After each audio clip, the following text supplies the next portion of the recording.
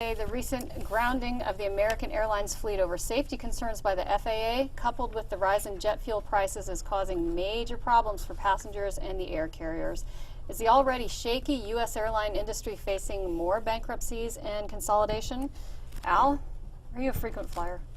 Not really, anymore. but I enjoy flying, and I find it kind of an exciting experience.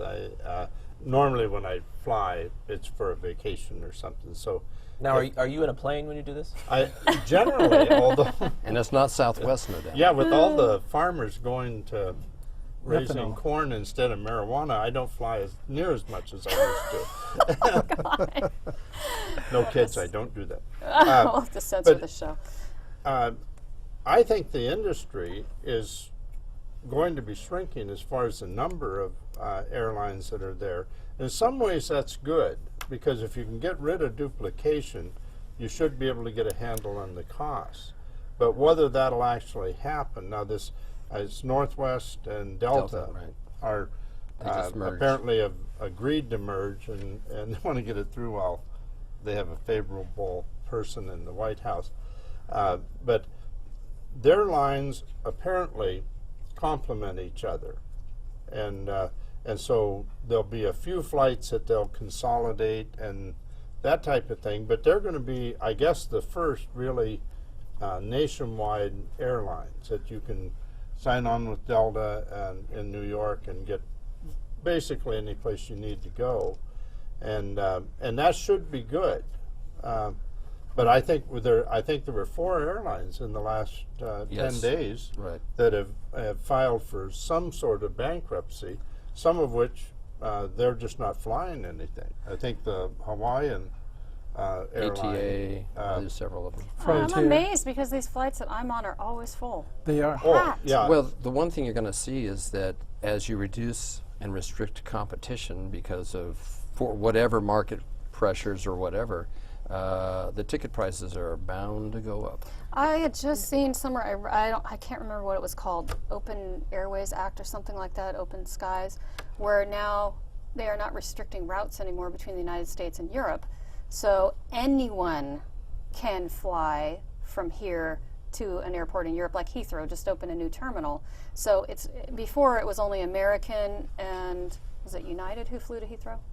I think United goes to Heathrow. Okay, so 2 airlines from here you could get to Heathrow, but now anyone can go to Heathrow. So that opens a lot more competition. Except in the U.S., what you'll find is smaller cities that had service prior to all these bankruptcies, and some of these get cut out. They're going to be cut out. So you're going to have a larger problem of smaller communities having real air service to meet their needs, whether it's economic needs or if it's tourism or whatever, and it's going to make it very difficult for you if you aren't going to a major hub to get from there to some smaller place. No, but you have a Horizon here in the Northwest that does all of the jump-offs. I mean, I think that's the model you're going to see, is that you will fly a major airplane, a significant-sized airplane, between major cities, but if where you need to go is some smaller town in Iowa or some smaller town in Kentucky, you're going to have to take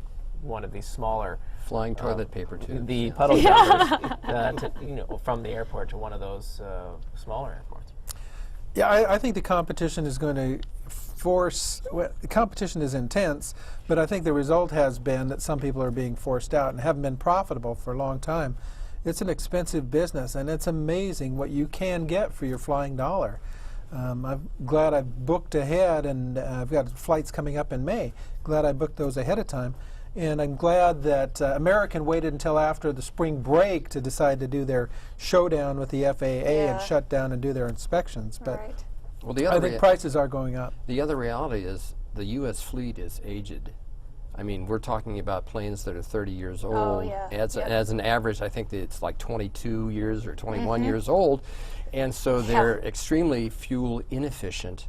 And the new planes that are coming on will be far more efficient, but also much more expensive. Right, can't afford to buy them. So the airlines are stuck. But again, that's not universal across the board. A lot of this has to do with older airlines that have been operating under old models of operation that have become obsolete. How many O's did I use in that one? The airlines that are succeeding, like Southwest and others, they have a different model for the way they run their business, and they are expanding. And there are companies like that that have built in a system for replacing their airplanes on an ongoing basis. So again, this is not. What Richard says is true, but it's not universally true. And what we're seeing in this industry is that it's shaking out those who are not